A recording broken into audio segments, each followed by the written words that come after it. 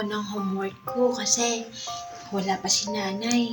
Kasi pagdating do, yun, pagod yun, sigurado.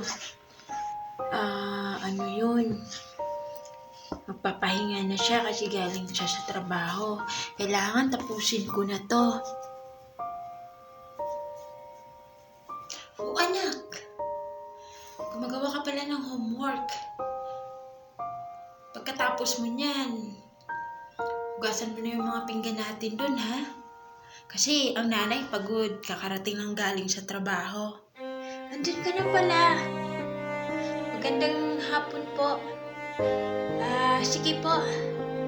Maghuhugas na po ako ng plato. Tapusin ko lang po ito, inay. Saglit lang po.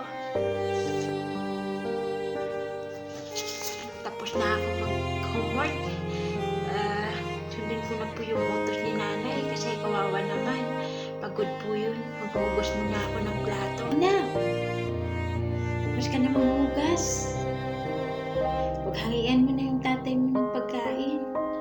Kasi may sakit yun. Sumasakit yung tiyan niya. Buti kanina naka-income ako ng 150. Binilan ko yung tatay mo ng ranitidine kasi alam kong sumasakit yung tiyan niya. Ay, nako. Bulag pa yung tatay mo. Ano na lang kaya gawin ko? Paano ko kayo buhayin? Kaya ikaw, Angela, magsipag ka ha. Magsipag ka mag-aral.